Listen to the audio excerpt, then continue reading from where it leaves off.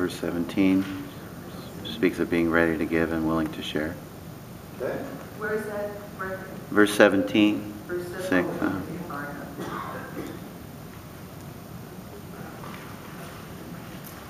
Verse 18, do good, be rich in good works, generous and ready to share.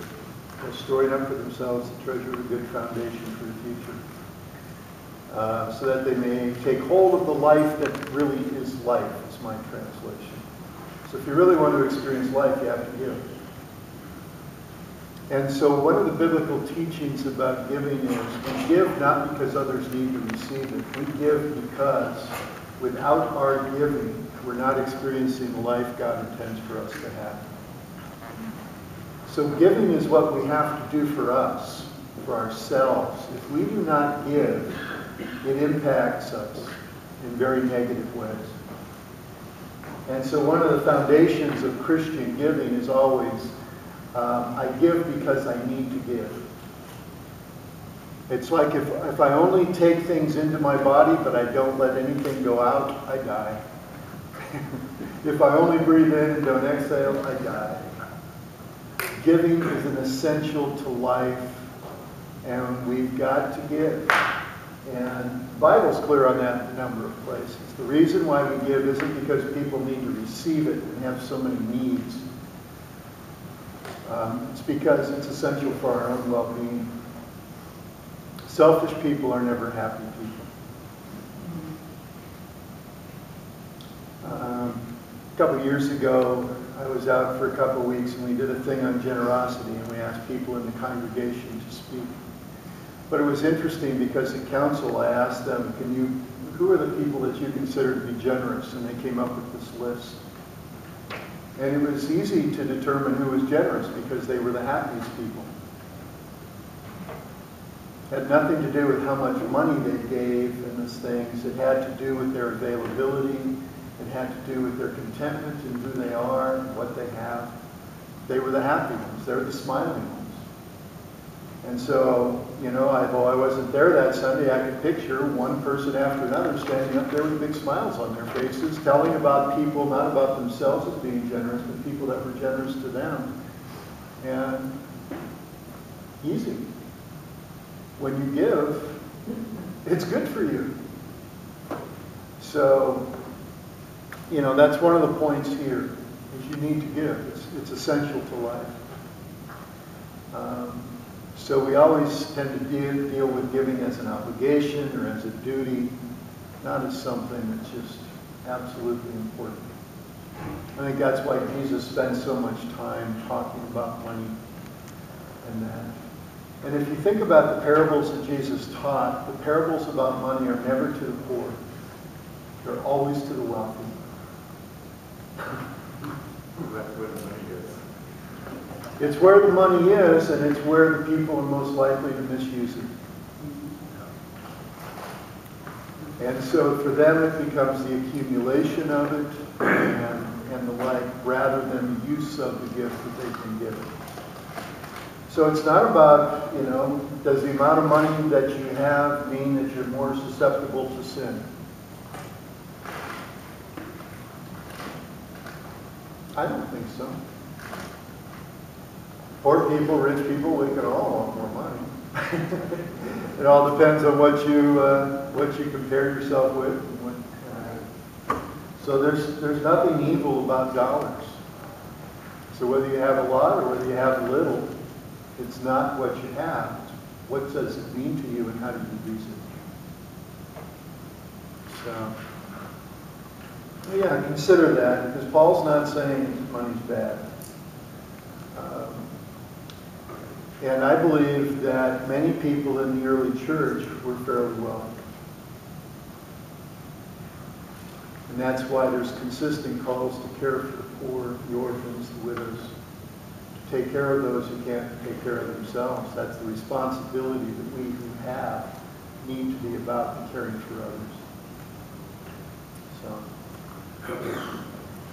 but when you read all those parables of Jesus, think to yourself, we think religion is often of the poor people being brought up. These parables are to the rich. You who have it, what are you doing with it? Anyway, Anything else on money? Questions?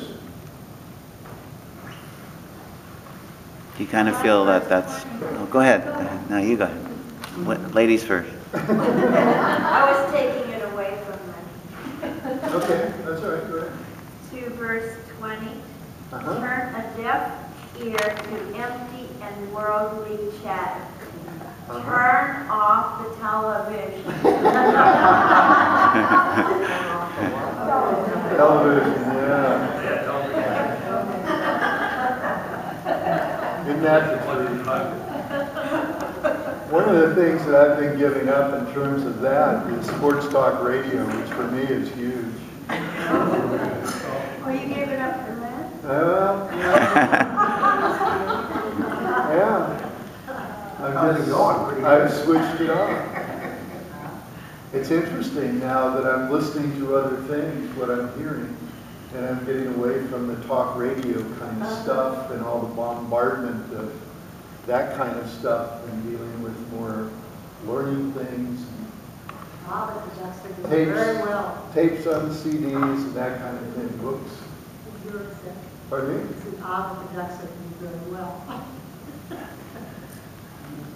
Gregory, what were you going to say? I'm just curious if you kind of feel that that's one of the reasons why God wants us to tithe, is so that we do. I mean, we obviously He doesn't want us to do it out of obligation. He doesn't need our money, but do you think that sort of trains us more or less to just to have a light touch on our money? And I think, the tithe was part of the sacrificial system in the Old Testament. New Testament doesn't talk about the tithe. It talks about proportional. And so it goes well beyond that. But the tithe was always a recognition that when you brought in your harvest, you estimated, okay, this is about what it's going to be. When you brought in the first 10% of that harvest, that's what you took to the temple and sacrificed. You didn't wait till the whole harvest was in, see what you had, and then decide how much to give. So what you were actually doing was trusting God. That God, if I give you the first 10%, the hailstorm's not coming tomorrow and wiping out the other 90.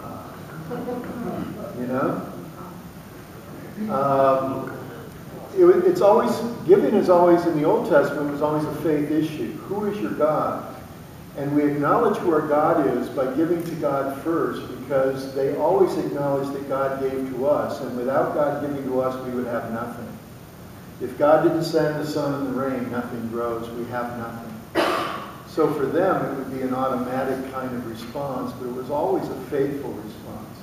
And the first sacrifices, you remember, if you go back, were always burnt offerings. They burned above. So there was never a sense of, we give this so somebody can use it. We just give it to God because He's God. We set it on fire and we burn it up. At least in your offering, you can say, well, we're doing something with it. Look around. But originally, poof, set a match. Light a match, up it goes. And it had all to do with faithfulness and trust in God to provide, and that you had plenty, and you could still offer this to God. So do you hear the faith in being able to set a torch to 10% of what you have? And just up it goes. There was no concern about what it was being used for because they burned it up. And only later then did they say, well, we could use this food to feed the poor and so on and so forth. And then they get all kinds of arguments about what food you should eat, what you shouldn't eat, and so on and so forth. And you always gave the best. If you had animals, you didn't bring the run to the litter, you brought the best. And that's the one you sacrificed. You kept the runt. You gave God number one.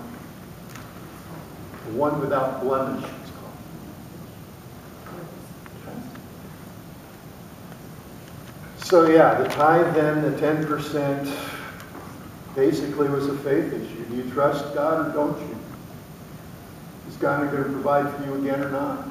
Do you need to put that 10% in a barn for next year because you think God won't provide for you again? Kind of the issue.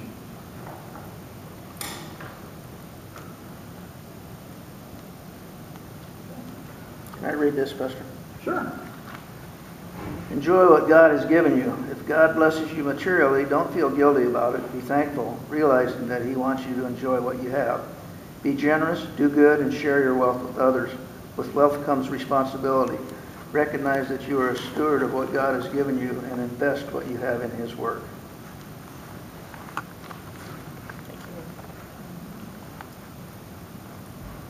So it's always one of the hardest things in the church. Nobody wants to hear a stewardship sermon. Oh boy, here we go now. And actually, very few pastors want to preach them because they know that's what you're thinking. But on the other hand, it's an absolutely essential quality to life and has been since Noah got off the ark. The first thing he did was offer sacrifice to God. That's why he took different number of animals on the ark. 5 of the clean and 2 of the unclean, so that he could make sacrifices to God when he got off. So, giving to God has been from the very Cain and Abel. Why do you think Cain killed Abel? God may have liked Cain or Abel's sacrifice better. Right from the get-go, there's always been this sense of needing to give to God. Essential to life. How does that ever get established since God owns everything? So He created everything. He could destroy everything and recreate everything. Yeah. Why would He be interested in that kind of nonsense and trivial stuff? Because we are. I think God is interested in it because that stuff becomes our God. And then